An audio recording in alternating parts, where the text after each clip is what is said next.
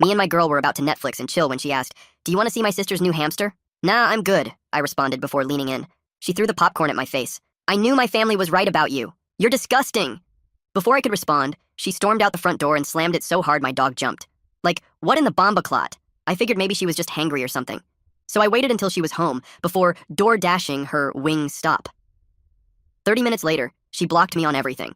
After a few hours, the post-nut clarity finally hit, and I realized I was a shitty BF. Amelia was obsessed with animals, and I turned down meeting her sister's new pet for no reason. So first thing in the morning, I adopted this tiny brown hamster. I named him Brownie because I'm not creative and he was brown. But when I knocked on her apartment door, my entire body went cold. Her ex-boyfriend Tommy was standing there in basketball shorts and a wife-beater vest.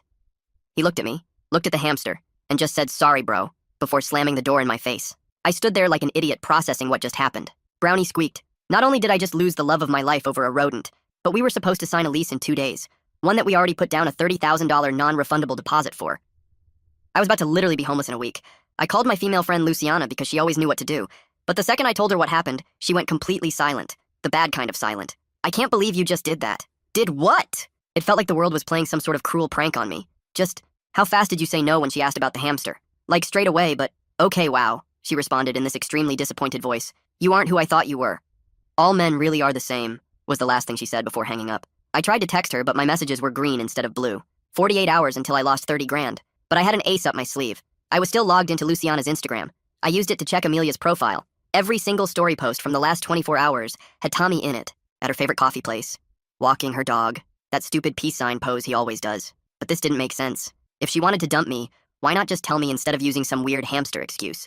And that's when I saw it. Her Amazon wishlist still had couples Halloween costumes that she added 3 days ago. Her Pinterest board was updated literally yesterday with fall wedding ideas with Tiernan. She wasn't prepared for our breakup. The hamster thing wasn't just an excuse. I was just about to try and text Amelia again when my phone rang. It was my mom. "I can't believe what you did. I'm extremely disappointed in you." "Mom, wait." Beep. The line went dead. My hands were shaking when another text came through from my boy Malik. "Dude, you really messed up. She's devastated." And of course, when I tried to ask what the freak was going on, he ghosted me. 1 day left until I was homeless. I waited until morning to text Lucy, her cousin who always thought I was funny. I just cut straight to the point. "Does your sister need help taking care of her hamster?" The typing bubbles appeared and disappeared 5 times before she finally wrote, "Tiernan, are you okay? What the hell are you talking about?" It felt like someone had slapped me across the face. Turns out there was never any hamster. Even Brownie was squeaking louder than usual. I had less than a day to go until the lease signing. I was losing my mind driving in circles around town when I spotted her car at the Shell station. Except she wasn't pumping the gas. Tommy was. He walked over and actually dapped me up with this weird sympathetic look on his face. "Hey, no hard feelings, broski." I left him hanging.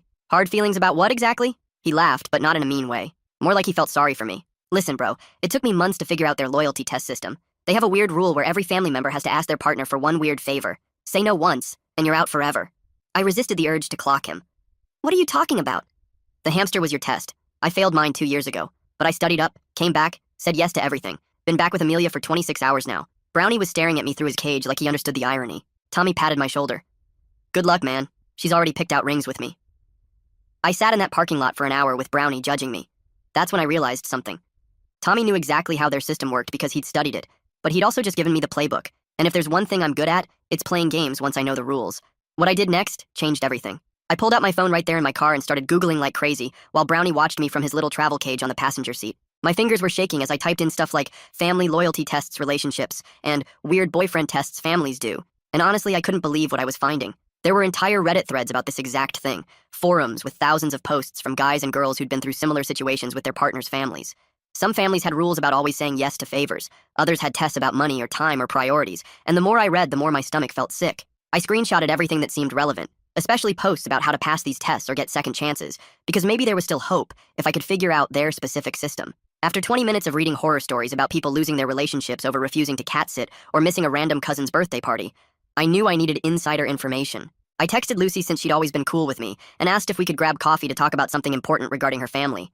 She replied pretty fast saying she could meet, but only had 15 minutes because she had plans with her sister, which made me remember that whole fake hamster thing that started this mess. I drove straight to the coffee shop near campus where we agreed to meet, and Lucy was already there when I walked in, looking confused about why I wanted to talk. I got us both drinks and sat down across from her, trying to figure out how to explain this without sounding completely insane. I told her everything Tommy had said about the loyalty tests, and how each family member asks for one weird favor, and if you say no, you're out forever. Lucy's face went from confused to shocked as she listened, and she kept shaking her head like she couldn't believe what she was hearing. She said she'd heard her aunt mention something about testing boyfriends, but always thought it was just jokes about making sure guys were serious about the relationship. Then her face changed like she was remembering something, and she told me about how her mom once asked her ex-boyfriend Jake to help move furniture at 3 in the morning. Jake had complained about the time being ridiculous and said he had work the next day, which seemed totally reasonable to Lucy back then. But within a week, the whole family turned cold on Jake, stopped inviting him to things, and kept telling Lucy she deserved better until they eventually broke up. Lucy said she never understood why everyone got so weird so fast, but now it made sense if he'd failed some kind of test. I asked her if she knew about any other tests or rules, but she seemed genuinely lost about the whole system existing. After Lucy left for her sister thing, I sat in my car for a minute processing everything before driving to Luciana's apartment because I needed answers from someone who clearly knew about this whole situation. I knocked on her door for like 5 minutes before she finally opened it, looking super annoyed, probably because she'd blocked me and here I was showing up anyway. I explained everything about the loyalty test system and how I didn't know I was tested when Amelia asked about the hamster, but Luciana just stood there shaking her head. She said knowing about it now didn't change the fact that I failed, and a good boyfriend would have said yes without needing to know it was a test. Then she dropped another bomb on me by admitting she was supposed to test me too, but hadn't gotten around to it yet. Her test was going to be asking me to skip the playoff game next week to help her move a couch or something equally stupid and trivial. She said the family had a group chat where they coordinated everything and shared results about how boyfriends responded to their tests. I literally begged her to let me see the group chat from her phone, and after a lot of back and forth, she finally gave in and showed me the messages from 2 days ago. There it was in black and white. Amelia's mom had typed that I failed the hamster test hard and didn't even hesitate before saying no. Everyone in the chat started sharing their disappointment, saying things about how they knew something was off about me and how Amelia deserved someone who would prioritize family. The worst part was seeing a message from Aunt Sabine suggesting they should give me another chance since I didn't know the rules of their system. But Amelia's mom shut that down immediately, saying a good boyfriend would naturally say yes to meeting family pets without needing to know it was a test. My stomach completely dropped when I scrolled through looking for Amelia's response to all these messages about me, but she never wrote anything back. She didn't defend me or agree with them, just complete silence while her family planned my relationship's execution. I asked Luciana if there was any way to get another test or prove I could pass their system now that I understood it. She said once you fail, you're done forever, unless you do what Tommy did, which was disappear for a while, study the family, and come back reformed. But Tommy took 2 whole years to get back in their good graces, and I had less than 12 hours before losing $30,000 on that apartment. Luciana mentioned there might be one possible loophole, though, which was getting Aunt Sabine to advocate for me since she was basically the family matriarch. She said Sabine had veto power over test results and could overrule the others if she wanted to give someone another chance. But Luciana warned me that Sabine was tough and really didn't like outsiders trying to game their system or manipulate their way back in. I walked straight to my car and pulled out my phone to scroll through my contacts for Aunt Sabine's number that I still had from when I helped plan Amelia's surprise birthday party last year. My hands were shaking a little as I hit call and listened to it ring once before she picked up like she was waiting for my call. Tiernan was all she said in this super neutral voice that wasn't mean, but definitely wasn't friendly either. I explained that I needed to talk to her about the whole situation with Amelia and the tests, and she went quiet for a few seconds before saying she'd meet me at the diner on Maple Street in an hour. But I'm not interested in sob stories or you trying to manipulate me, she warned before adding that if I was genuine she'd know, and if I wasn't, then I was wasting both our time. I drove to the diner and got there 20 minutes early, so I just sat in the parking lot, watching people come and go while trying to figure out what I was even going to say to her. When she finally showed up, she walked right past my car without looking and went inside, so I followed her to a booth in the back corner. She ordered coffee without even looking at the menu, and then stared at me with these sharp eyes that reminded me of a teacher waiting for you to explain why you didn't do your homework. Why did you say no to the hamster? She asked straight out without any small talk or warm-up. I took a deep breath and told her the honest truth that I just didn't think it was a big deal and that I was comfortable in the relationship and didn't feel like I needed to prove anything by meeting some pet. She actually laughed at that, which caught me totally off guard, and said it was the most honest answer she'd heard from someone who failed a test. Then, she started explaining how the whole test system began, after her sister's husband left her for his secretary, after 15 years of marriage, and how nobody saw it coming, because he always seemed so perfect and did all the right things in public. The tests were designed to catch red flags early, because if someone won't do small favors for family, then they definitely won't be there for the big stuff when it really matters. She told me Tommy failed his test 2 years ago because he wouldn't drive Amelia's grandmother to bingo and claimed he was busy when really he was just sitting at home playing video games. I asked her what Tommy did to get back in their good graces, and she said he studied each family member super carefully and learned all their values and what mattered to them, then came back showing genuine change. Now he drives Grandma to bingo every single week without being asked and remembers every family member's birthday and brings thoughtful gifts and basically turned himself into the perfect family-oriented boyfriend. She looked at me with this serious expression and said she could see I was desperate about the lease situation, but desperation wasn't enough to prove anything. She needed to see actual change, and not just someone trying to save money, and she'd be watching to see what I did next with this information. I thanked her for meeting me, and she just nodded and said good luck in a way that made it clear she didn't think I had much chance of fixing things. Walking back to my car, I checked my phone and saw 3 missed calls from Jessica at the leasing office, plus a voicemail saying if I couldn't confirm both signatures by 5 p.m. today, then I'd lose the deposit and the apartment would go back on the market immediately. My stomach dropped because it was already 2 in the afternoon, and there was no way Amelia was signing anything with me at this point. I sat in my car for a minute trying to think of what to do next when I remembered what Sabine said about showing genuine change and caring about things that mattered to the family. Amelia was obsessed with animals, so maybe if I showed I cared about that now, it would mean something even if it was too late for the lease. I drove straight to the animal shelter on the south side of town and walked in asking if I could volunteer right away. The coordinator looked confused by how urgent I was being, but said they always needed help and put me to work, cleaning kennels immediately without any training or orientation. The smell hit me right away, and I started scooping poop and hosing down the concrete floors while all these dogs barked and jumped at their cage doors. After about 30 minutes of cleaning, I pulled out my phone and took a selfie with some of the shelter dogs in the background, then posted it on Instagram with some caption about giving back to the community. Within literally 2 minutes, Luciana texted me just 3 words that made my stomach sink even more. "This is pathetic," followed by another message saying, "Stop trying so hard," which made me realize how obvious and desperate I must look to everyone who knew about the situation. My phone buzzed with a text from Tommy, and I almost dropped it when I read what he wrote about seeing my shelter post and how it wasn't genuine, and also that Amelia knew I was using Luciana's account to watch her stories. I stared at the message for a second, then looked around at all these dogs needing actual help, and realized I'd been trying to game a system that was built to catch people exactly like me who were trying to game it. I deleted the Instagram post right away and went back to scrubbing the kennel floors because at least these dogs needed real help whether or not anyone was watching me do it. The smell of bleach was making my eyes water and my back hurt from bending over, but I kept going kennel by kennel until I got to this pit bull mix in the corner cage who wouldn't stop shaking. The poor guy was pressed against the back wall with his tail between his legs and these huge, scared eyes that made my chest tight. I put down the mop and just sat on the concrete floor outside his kennel for a while, not trying to reach for him or anything, just sitting there, letting him know I wasn't going anywhere. After maybe 10 minutes, he moved a tiny bit closer to the front of the cage, and I stayed completely still. Another 10 minutes, and he was close enough that I could slowly put my fingers through the chain link, and he sniffed them real careful before backing up again.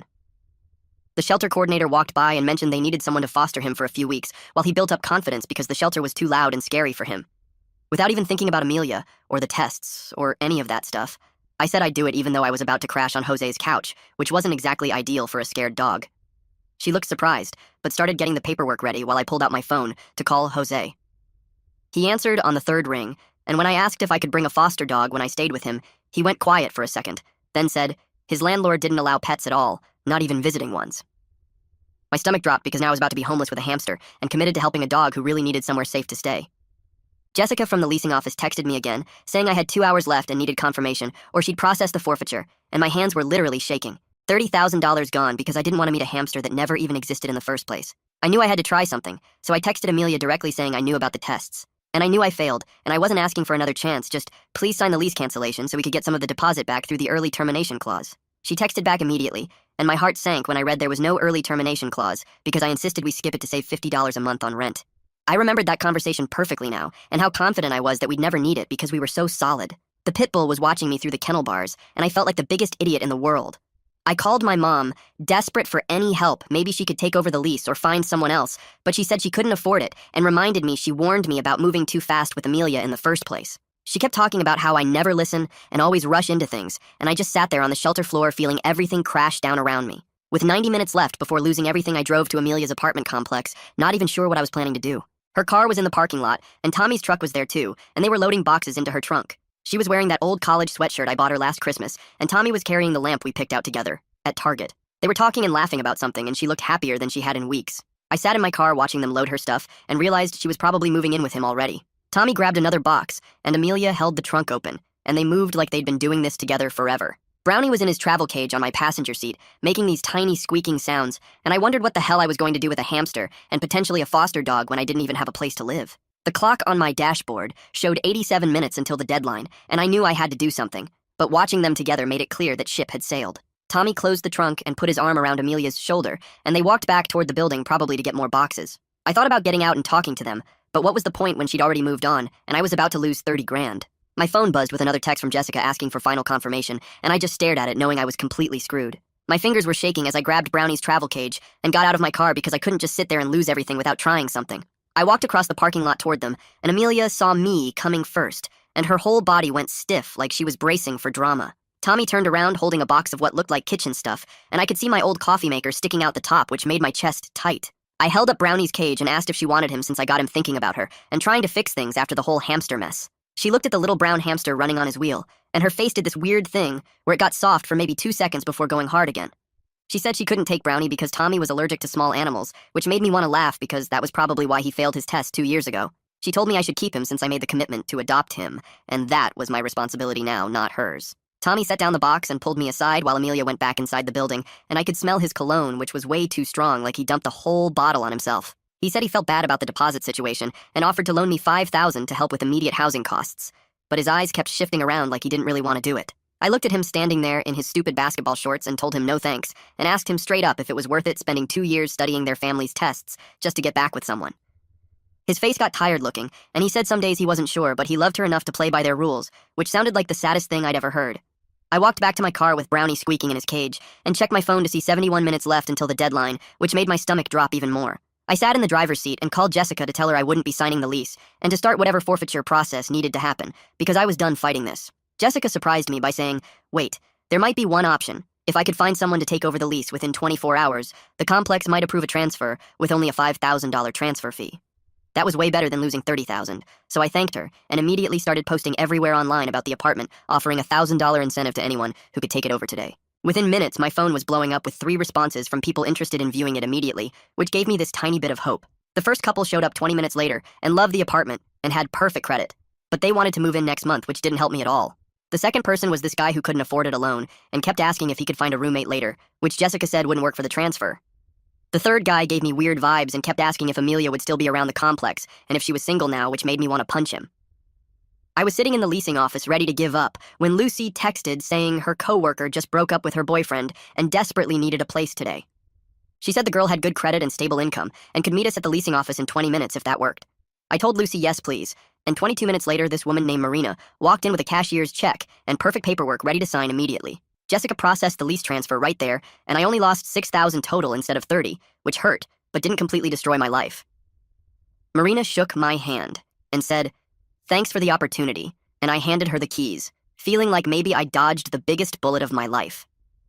I was walking out of the leasing office when the front door opened, and Amelia walked in with Tommy, right behind her carrying a folder of paperwork. She stopped dead when she saw me, and her eyes went to Marina, who was still standing at the counter filling out her move-in checklist. Tommy looked between all of us and shifted his weight from foot to foot, while Amelia's face went through like 5 different expressions in 2 seconds. Marina waved at them, not knowing who they were, and went back to her paperwork while Jessica called them over to the other desk. Amelia kept looking back at me as she sat down, and I could see her trying to figure out how I managed to not lose everything without her help. I left without saying anything and drove straight to Jose's place where he was already clearing out his spare room for me and Brownie. We spent the next 3 hours moving all my stuff from my old apartment using his truck, and by midnight I was sitting on an air mattress in his spare room with Brownie running around in his ball exploring the new space. Jose brought me a beer and mentioned his lease was up in 2 months, and if I could get my money right, we could find a place together since his roommate situation wasn't working out anyway. The next morning, I went back to the animal shelter because I'd promised to help with the scared pit bull and spent 4 hours just sitting in his kennel reading a book while he slowly got used to me being there. Every day that week I showed up and did the same thing without taking any photos or posting about it anywhere, and by Friday he was actually letting me pet him. The shelter coordinator asked if I wanted to make it a regular thing, and I said yes, because watching that dog go from shaking in the corner to wagging his tail when he saw me felt better than any Instagram likes ever did. Saturday morning, a family came in looking for a dog and fell in love with him, and I helped them with the adoption paperwork, and they sent me a video later of him playing in their backyard. That same afternoon, my phone buzzed with a text from Aunt Sabine saying she heard I handled the lease situation maturely, and also heard I didn't take Tommy's money, which showed character. I read it twice, then deleted it without responding because I wasn't doing things for their approval anymore, and she could think whatever she wanted. 2 weeks went by with me just working my regular job and volunteering at the shelter on weekends when Luciana texted me out of nowhere apologizing for being harsh. She called me and explained the family's test system was getting out of control because Lucy's boyfriend just found out about the tests and dumped her immediately, saying he didn't want to deal with that kind of manipulation. Luciana said more people were starting to question if the tests were worth losing good relationships over, but Amelia's mom was doubling down, saying it was working exactly as intended to weed out weak partners. I told Luciana it was fine, and I understood why she reacted that way, but I was moving on with my life. A few days later, Malik hit me up saying he heard I was volunteering at the shelter, and his daughter really wanted a cat for her birthday. I met them at the shelter that weekend and helped them find this orange tabby, who immediately climbed into his daughter's lap and started purring. After the adoption, we grabbed beers at the sports bar down the street, and Malik admitted the whole hamster thing was weird, and he didn't know what to say when Amelia called him crying about it. He said he felt bad for ghosting me, but the family group chat was intense and he didn't want to get in the middle of it. About a month after the breakup, I was at the coffee shop near the shelter grabbing my usual order when I turned around, and Amelia was sitting alone at a corner table with her laptop and textbooks spread out. She looked up, and we made eye contact, and I could have just left, but instead, I walked over and asked if I could sit for a minute. She nodded and closed her laptop, and we talked for maybe 5 minutes about normal stuff like how her classes were going and how the shelter was. Then she said the tests might be getting toxic, but her family meant everything to her, so she went along with it even when it felt wrong. I told her I hoped she was happy with Tommy, and I actually meant it because holding on to anger wasn't worth it. She looked down at her coffee and said, Tommy passed every test perfectly now, but sometimes she wondered if he was actually being himself or just performing what her family wanted to see. She said he kept a notebook of every family member's preferences and studied it before family events, which seemed exhausting. I didn't know what to say to that, so I just wished her luck and left. A week later, Jose and I were looking at apartments online and found this 2-bedroom place that allowed pets and was actually in our budget. We went to see it the next day and signed the lease on the spot, and I officially adopted Brownie, plus got approved to foster dogs from the shelter. Moving day was chaos with Jose's stuff and my stuff, and Brownie freaking out about the new space. But by the end of the weekend, we had everything set up, and it actually felt like home. 3 months after the whole breakup disaster, my phone rang, and it was Aunt Sabine calling to tell me the family was reconsidering their test system after several relationships imploded, including Lucy's and 2 of Amelia's cousins. She said they were having a family meeting to discuss it, and asked if I'd be willing to share my perspective, as someone who went through it. I thought about it for maybe 2 seconds before politely declining, because that wasn't my problem anymore, and they could figure out their own mess without me. 2 weeks passed before Tommy's text popped up on my phone while I was cleaning kennels at the shelter. He sent this long message about how he and Amelia got engaged last week, but he was already tired. He said he kept a notebook of every family member's likes and dislikes and studied it before every dinner. He thanked me for not warning him because knowing would have made him run away before he got too deep. I deleted the text without responding and went back to hosing down the concrete floors. The next morning, I was at the dog park with this nervous beagle I was fostering when I spotted someone familiar. Amelia's mom was there with her white poodle doing laps around the fence line. She walked straight over to me and actually started apologizing about the whole test thing. She said after Lucy's boyfriend left and 2 of her nieces got dumped, she realized the tests were pushing away decent people. She said they kept guys like Tommy who were willing to fake everything just to stay in the relationship. The beagle started barking at her poodle, so I had to cut the conversation short and move to the other side of the park. 3 more months went by, and life got into this nice routine with work and volunteering and hanging with Jose. Then one Saturday at the shelter, this girl named Sarah started volunteering in the cat section. We got to talking while cleaning litter boxes, and she asked why I had a hamster. I told her the whole stupid story about the fake hamster test and losing $30,000. She laughed so hard she had to sit down on the floor next to the cat cages. We started getting coffee after our volunteer shifts, and she told me her family was super normal. Her parents just asked normal stuff, like helping with groceries or fixing their computer. No secret tests or group chats rating boyfriends or weird power games. 6 months after the whole Amelia disaster, we were officially together, and it felt easy in a way things never did before. Looking back at everything now, I can see losing that $30,000 taught me something important. Some games aren't worth winning if you have to lose yourself to play them. Brownie's still here in his cage next to my bed, chirping at night. Jose turned out to be a solid roommate who actually does his dishes. The shelter work gives me something meaningful to do on weekends. Sarah thinks the hamster story gets funnier every time I tell it to someone new. Sometimes the biggest win is knowing when to stop playing and just live your actual life. Thanks for letting me wonder about all these strange twists and turns with you all. It's been really interesting sharing my thoughts. Like the video, it helps more than you think.